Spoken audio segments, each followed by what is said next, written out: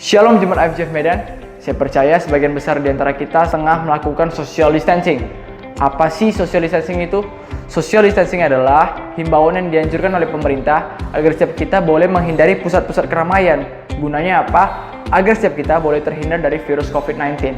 Maka dari itu, IFJF Medan akan melakukan ibadah online yang bisa kita ikuti sama-sama di akun YouTube-nya IFJF Medan.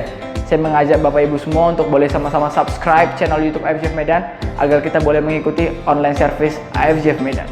Buat TYC, jangan lupa hari ini jam 5 sore kita akan mengadakan TYC online service melalui Instagram Live. Nah, buat yang belum follow akunnya TYC, yuk wajib banget follow @TYC IFJF Medan. So, jangan lupa hari ini jam 5 sore TYC online service. Bagi Bapak Ibu yang ingin memberikan persepuluhan ataupun persembahan, bisa dikirimkan melalui nomor rekening ini.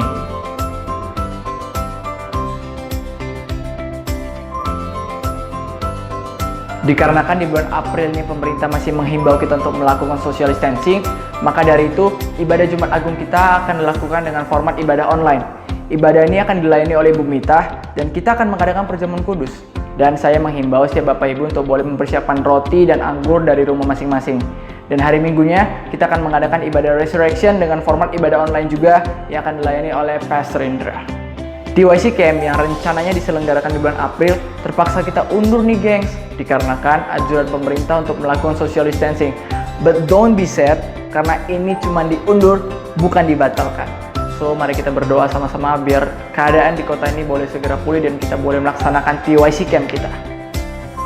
Ibadah IFJF Kids juga akan dilakukan dengan format ibadah online. Bagi Bapak Ibu yang mempunyai anak yang berusia di bawah 12 tahun, kami menghimbau untuk boleh mengikuti ibadah IFJF Kids format online melalui channel YouTube IFJF Jakarta. Demikianlah warta untuk sepekan. Enjoy the service. Shalom Jemaat Tuhan. Saya percaya pada saat ini kita semua masih dalam keadaan baik-baik saja. Walaupun sepertinya di luar sana masih banyak keraguan yang kita bisa lihat. Tapi saya percaya di dalam perlindungan Tuhan kita semua mendapatkan perlindungan yang luar biasa. Pada saat hari ini, yuk sama-sama saya mau ngajak kita untuk menyembah Tuhan. Kita mau hampiri hadirat Tuhan.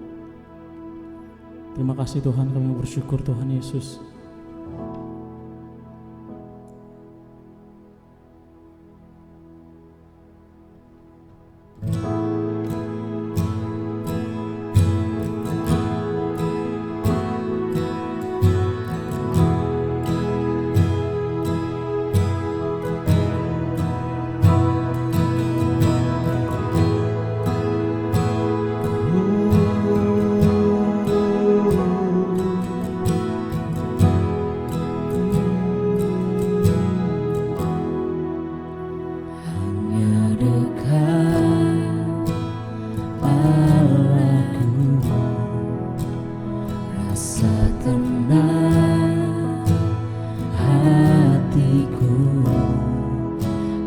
Sertai jalanku sepanjang hidupku.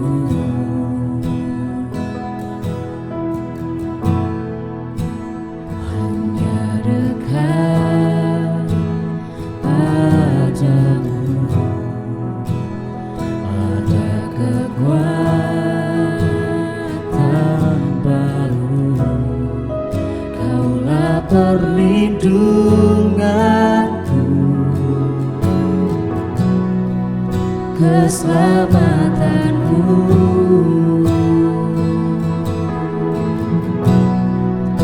Ku ingin selalu bersekutu denganmu, menikmati hadiratmu. Biarkan rohmu tinggal dalam hidupku, sungguh bersamamu selamanya.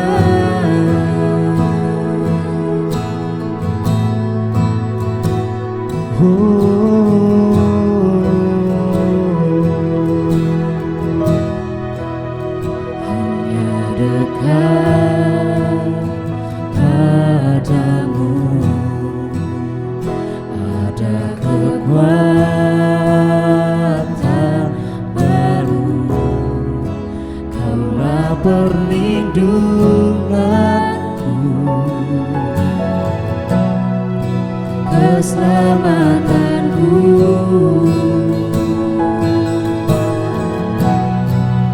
Ku ingin selalu bersekutu denganmu, menikmati hadiratmu.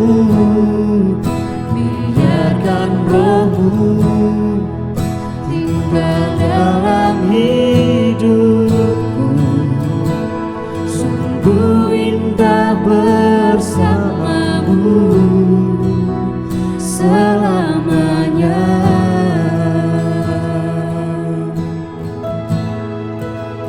Selamanya.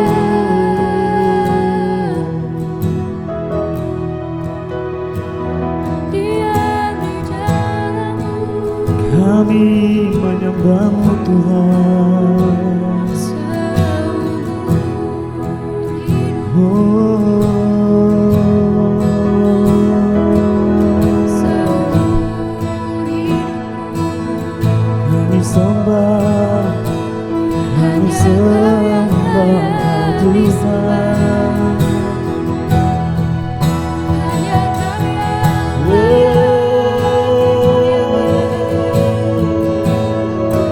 hanya bersama.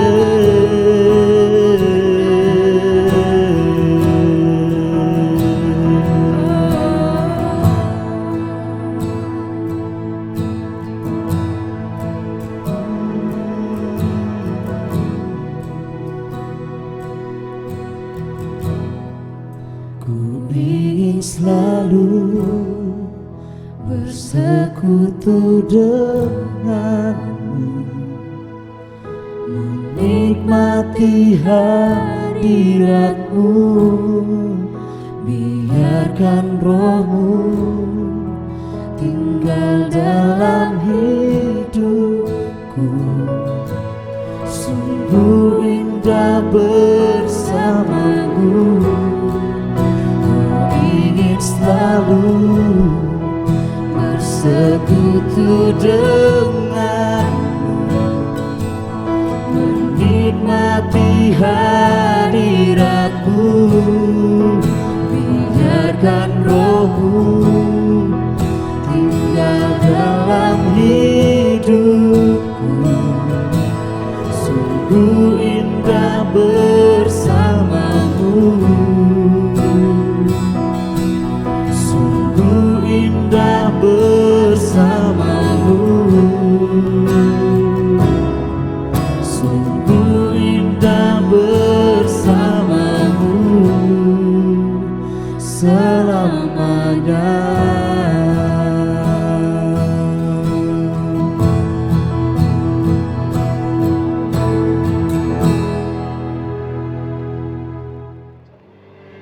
Shalom Church, sebelum kita mendengarkan kebenaran firman Tuhan, mari kita lakukan deklarasi greater blessing terlebih dahulu.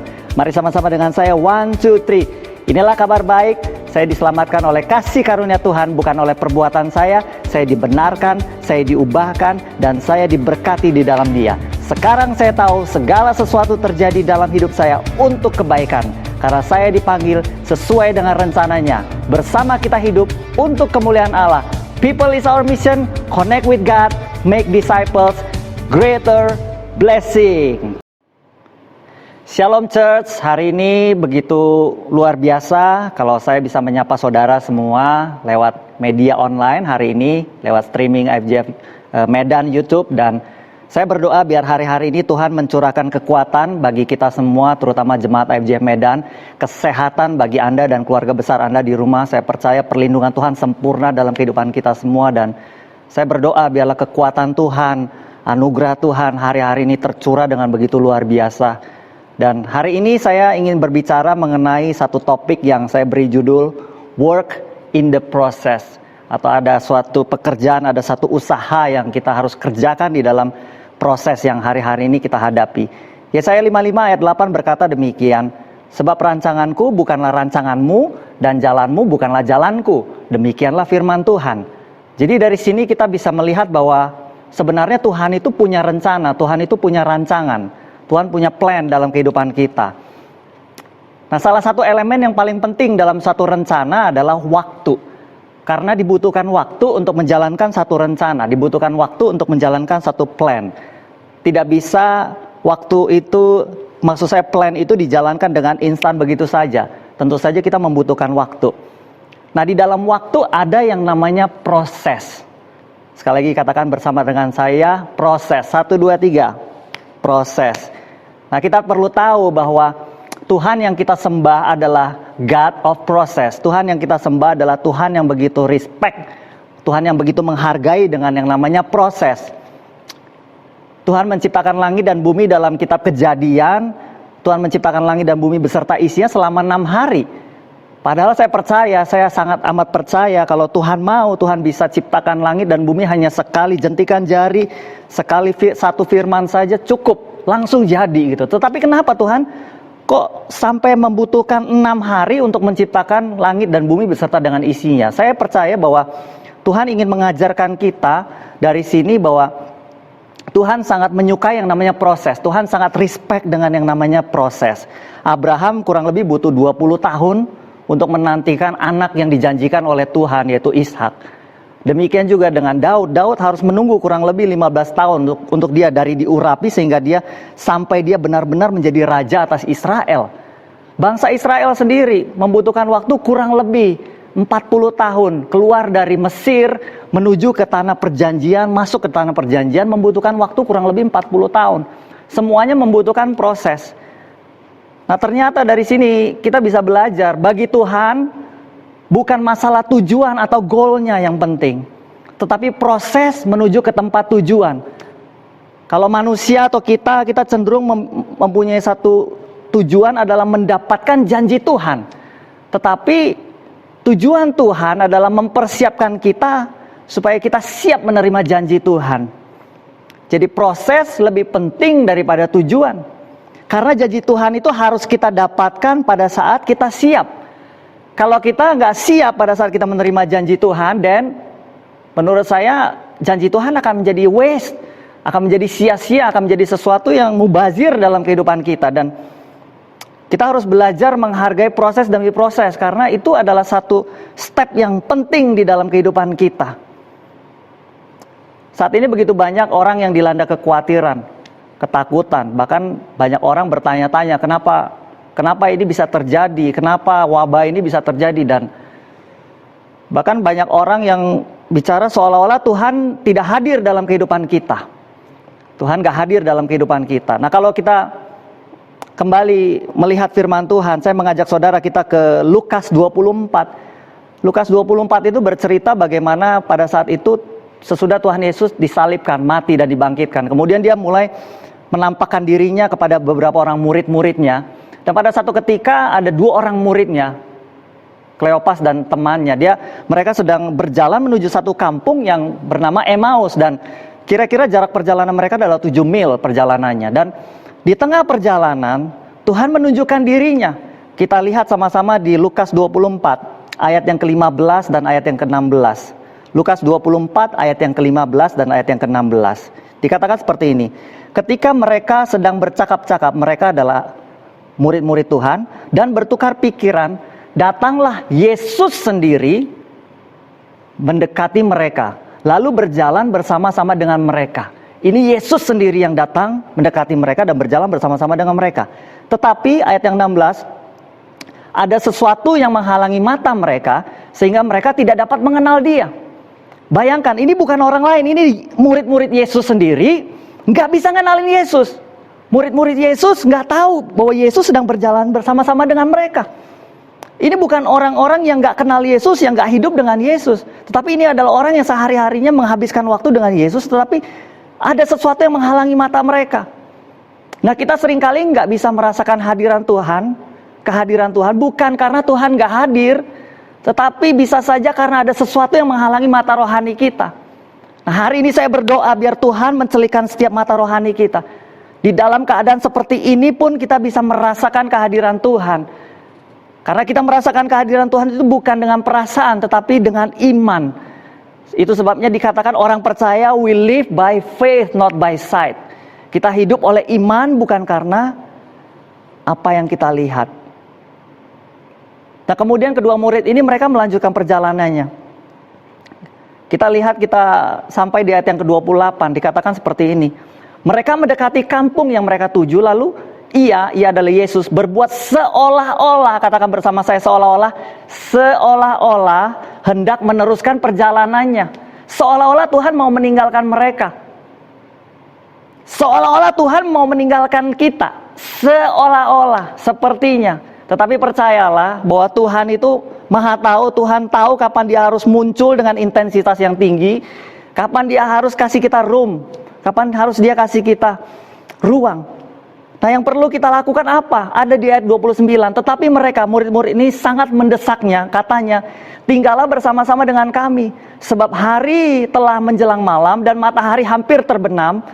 Lalu masuklah ia, Yesus, untuk tinggal bersama-sama dengan mereka. Nah, kita sebagai anak-anak Tuhan di saat-saat seperti ini, sepertinya seolah-olah Tuhan meninggalkan kita, kita perlu persisten, kita perlu terus press on, kita perlu terus untuk kejar terus hadirat Tuhan. Jangan menyerah, jangan menyerah.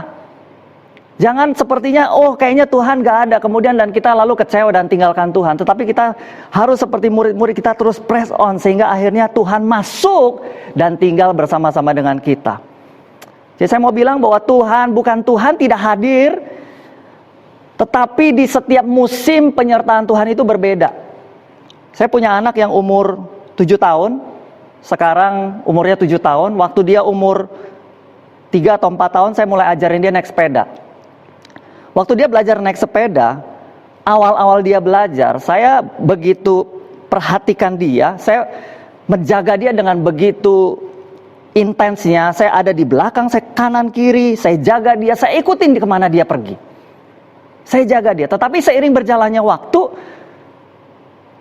setelah dia mulai bisa mengendalikan keseimbangan, menjaga keseimbangan, dan kemudian dia bisa mulai mengendalikan sepeda itu, perlahan-lahan saya akan let go, saya akan kasih dia ruang, saya akan kasih dia kepercayaan untuk dia bisa mengendalikannya sendiri. Bukannya dia nggak pernah jatuh, dia pernah jatuh.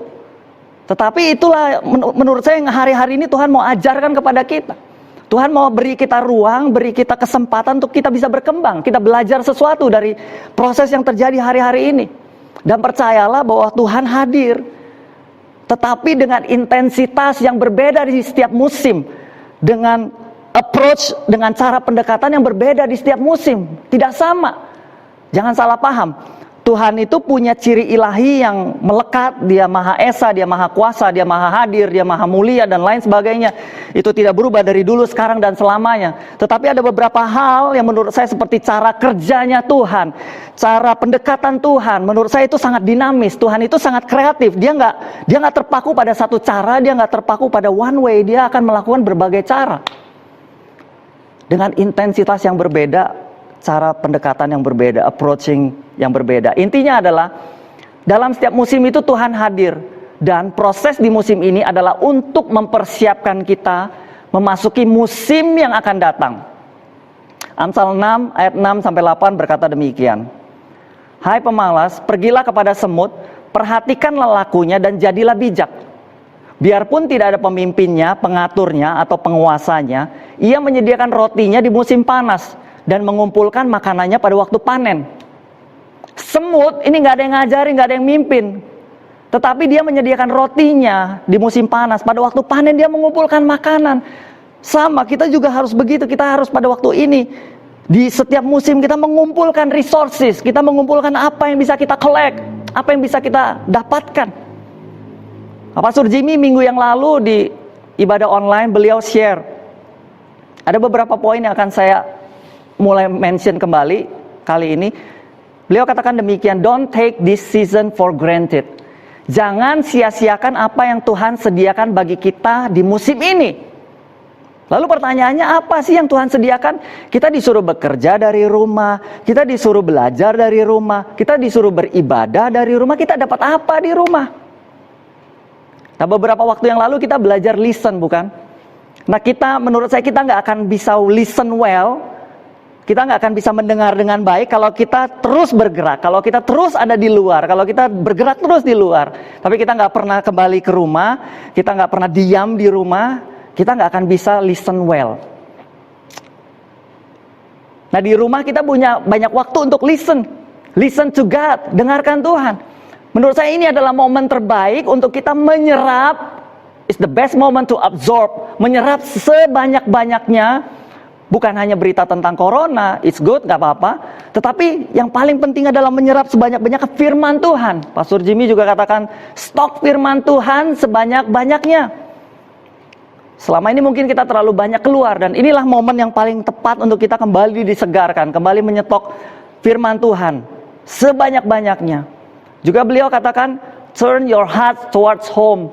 Condongkan hatimu ke rumah, arahkan hatimu ke rumah. Listen to your kids, dengarkan anak-anakmu. Listen to your wife, dengarkan istrimu. Ada satu ungkapan, happy wife, happy life. Istri yang bahagia, maka hidup kita akan berbahagia. Para istri katakan, amin. Jadi kita perlu mulai mendengarkan istri kita, mendengarkan anak-anak kita, manfaatkan momen ini untuk bangun komunikasi dan quality time dengan keluarga. Anak saya yang tadi saya ceritakan, sekarang dia udah berumur 7 tahun, kalau saya pulang kerja dia suka tanya. Sore-sore dia suka tanya, "Dedi, apakah mau keluar lagi?" Kemudian saya bilang, "Kenapa?" Dia akan tanya dengan saya, saya tanya, "Mau main ya?" Kemudian dia tanya, M itu artinya monopoli. Buat Anda-Anda yang nggak tahu permainan monopoli, ya nanti boleh browsing ya. Kemudian kalau saya bilang enggak, no. Kemudian dia akan tanya saya, C itu artinya congklak gitu ya. Kalau C, oke bisa. Karena untuk main congklak itu nggak dibutuhkan waktu yang lama. Tetapi kalau untuk main monopoli, satu set monopoli kita bisa berjam-jam gitu bermainnya. Tetapi hari-hari ini apa yang saya dapatkan hari-hari ini, akhirnya biasanya saya nggak bisa main biasanya saya nggak bisa main monopoli, hanya bisa main congklak, temani dia main congklak. Tetapi beberapa waktu ini saya bisa temani dia main monopoli, dan kita sangat enjoy gitu. Dia sangat, saya melihat dia sangat senang sekali, dan di permainan itu kita bisa bermain berjam-jam, dan di situ saya bisa invest nilai-nilai yang baik kepada dia sambil bermain, sambil berikan dia nilai-nilai yang baik, nilai-nilai tentang Tuhan yang baik sambil bermain. Nah, kita perlu bangun komunikasi, juga bangun komunikasi dengan istri. Tetapi ada yang bilang, aduh saya ngumpul di rumah sama istri, bukannya jadi tenang, malah jadi banyak ribut gitu loh. Ketemu istri, saya lihat kamu lihat saya, kita lihat-lihatan, kita akhirnya ribut gitu loh. Tetapi saya percaya, kalau memang kita biasanya lebih banyak waktu di luar, dan pada saat kita mulai kembali ke rumah, kita banyak menghabiskan waktu di rumah, perhatikan awalnya memang akan kurang sedikit nyaman karena kita nggak terbiasa. Sama seperti kalau kita olahraga, kalau kita udah lama nggak pernah olahraga dan kemudian kita mungkin ke gym atau melakukan maraton, lari panjang, dan kita agak sedikit press on, memaksa, dan apa yang kita dapatkan keesokan harinya? Badan kita akan pegel-pegel. Dan kalau kita bilang, aduh badan saya pegel-pegel, kayaknya olahraga nggak cocok buat saya nggak maulah olahraga lagi, maka kita akan stop dan kita akan kehilangan momentum untuk kita bisa memiliki pola hidup yang sehat, pola olahraga yang sehat.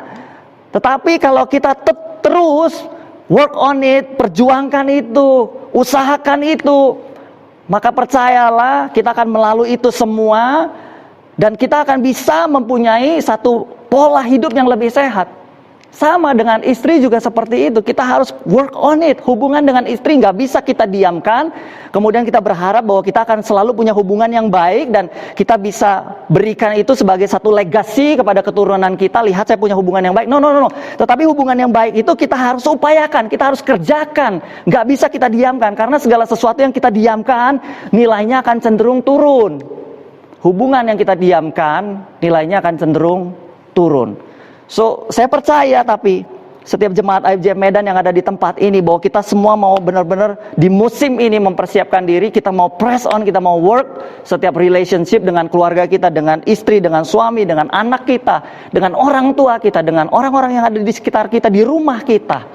Turn your heart towards home. Sekali lagi, proses di musim ini adalah untuk mempersiapkan kita memasuki musim yang akan datang. Kenapa? Karena kita akan sangat membutuhkan resources yang kita punya dan kumpulkan di musim ini untuk kita memasuki musim yang baru di masa yang akan datang. Dengan kata lain saya mau bilang begini, resources musim ini adalah kekuatan kita di musim yang akan datang. Saya ulangi, resources kita di musim ini adalah kekuatan kita di musim yang akan datang. Apa yang bisa kita collect? Apa yang bisa kita kumpulkan di musim ini? Menurut saya itu akan menjadi kekuatan kita di musim-musim yang akan mendatang. Kumpulkan firman Tuhan sebanyak mungkin. Karena apa? Karena Pastor Jimmy bilang, be the carrier of good news. Jadilah pemberita-pemberita kabar baik. Kalau kita nggak pernah stok firman Tuhan, kalau kita nggak pernah stok kabar baik dalam hati kita, dalam pikiran kita, dalam kepala kita, dan apa yang mau kita bagi di musim-musim yang akan mendatang. Saya percaya musim yang akan datang itu bukannya semakin baik, tetapi hari-hari akan semakin jahat. Nah, di saat itulah setiap orang-orang yang percaya akan firman Tuhan, kita harus naik, kita harus step up, kita harus menjadi the carrier of good news. Menjadi orang-orang yang menyampaikan kabar baik. Dimulai kapan? Dari musim ini. Di musim ini ada kesempatan kita untuk collect setiap resource, setiap kesempatan kita di rumah merenungkan kebenaran firman Tuhan. Kita punya banyak saat teduh. Kita mulai. Collect setiap resources. Setiap apa yang kita bisa kumpulkan, setiap kekuatan. Kita juga kumpulkan quality time, komunikasi yang baik antara suami dengan istri, keluarga. Kenapa? Karena akan butuh di masa-masa yang akan datang itu, menurut saya kita akan membutuhkan rumah tangga yang solid. Saya percaya challenge di masa yang akan datang akan lebih hebat daripada musim ini. Itu sebabnya kalau kita saat ini diberi kesempatan, di musim ini diberi kesempatan lebih banyak waktu di rumah, maka saya berdoa biarlah hari-hari ini Jemaat AFJ Medan, Anda dan saya akan menjadi orang-orang yang betul-betul memanfaatkan musim ini. Collect every resources as much as you can. Sebanyak yang kita bisa. Kumpulkan resources musim ini sebanyak yang kita bisa. Karena musim ini, apa yang menjadi sumber di musim ini, apa yang menjadi resources di musim ini akan menjadi kekuatan di musim yang akan datang. Dan saya berdoa, biarlah kita semua betul-betul memanfaatkan musim ini, memanfaatkan waktu ini, tidak dengan hanya mencermati berita tentang corona, hanya mencermati tentang ketakutan ini dan itu, tetapi kita sungguh-sungguh bijak, kita sungguh-sungguh menghitung, jadi orang yang menghitung hari-hari gitu. Jadi saya berdoa dan saya percaya kita semua Jemaat AFJ Medan, Anda dan saya, kita akan bergandengan tangan, kita akan terus maju, kita nggak akan dikalahkan oleh tantangan challenge yang seperti ini, kita akan terus maju dan saya percaya kita akan melihat tahun ini dan tahun-tahun yang akan mendatang perkembangan, pertumbuhan. I speak growth, I speak healing, I speak freedom. Saya percaya akan ada kebebasan dari setiap belenggu-belenggu. Dan itu tidak akan bisa terjadi kalau kita tidak mulai collect every resources di musim ini. Dan saya berdoa, biarlah ini yang menjadi tekad kita di musim ini dan biarlah ini kita lakukan terus sampai hari Tuhan Yesus datang untuk kali yang kedua. Jemaat AFJ Medan, mari saya mengajak kita semua mengakhiri ibadah pada pagi hari ini. Kita akan berdoa bersama-sama. Bapak Sorgawi, kami mengucap syukur buat pagi hari ini. Terima kasih di dalam segala keterbatasan yang kami punya. Kalau kami hari ini masih Tuhan berikan kesempatan untuk boleh bersama-sama berkumpul, beribadah secara online. Tuhan, aku berdoa Tuhan, biarlah Jemaat AFJ Medan Tuhan, dimanapun kami semua berada, biarlah kami semua menjadi orang-orang yang aware di musim ini Tuhan. Kami menjadi orang-orang yang betul-betul memanfaatkan musim ini dengan sebaik-baiknya. Kami jadi orang-orang yang mengumpulkan setiap resources yang Tuhan berikan, Tuhan izinkan kami dapat di musim ini Tuhan. Dan Tuhan berkati setiap kami Tuhan. Terutama kami minta berkat kesehatan bagi setiap jemaat-Mu AFJ Medan dan beserta dengan keluarga besarnya Tuhan. Pagari, kami percaya setiap malaikat Tuhan berjaga-jaga atas hidup kami semua. Dan Tuhan, kami serahkan hidup kami yang terbaik ke dalam tangan-Mu Tuhan. Dan aku juga berdoa Tuhan, biarlah setiap jemaat yang ada tempat ini Tuhan betul-betul bisa turn our hearts towards home Tuhan. Mencondongkan hati kami semua ke rumah, kembali ke rumah Tuhan. Biarlah ada pemulihan. Aku percaya Tuhan akan ada pemulihan. Kami akan mendengarkan kesaksian-kesaksian yang luar biasa. Terjadi pemulihan di keluarga-keluarga, antara suami dengan istri, antara orang tua dengan anak, antara kakak, adik, abang, semuanya Tuhan. Kami percaya Tuhan pemulihan ini akan terjadi Tuhan di dalam nama Tuhan Yesus. Tuhan, kami juga berdoa untuk setiap orang-orang yang bekerja, orang-orang yang berusaha, yang memiliki bisnis Tuhan, yang di dunia profesional. Aku berdoa memberkati mereka Tuhan di musim-musim yang sepertinya sulit ini. Tuhan berikan hikmat, Tuhan berikan kelancaran, Tuhan berikan kelapangan bagi mereka semua, bagi kami semua untuk bisa berusaha, bekerja Tuhan. Dan biarlah Tuhan melalui setiap keuangan kami boleh mempermuliakan nama Tuhan. Tuhan, kami juga kalau sebentar kami akan memberikan persembahan, biar kiranya Tuhan juga boleh memberkati setiap persembahan kami. Tuhan, biar kami bisa mengelola 90% yang Tuhan percayakan pada kami, biar melalui keuangan kami boleh mempermuliakan nama Tuhan.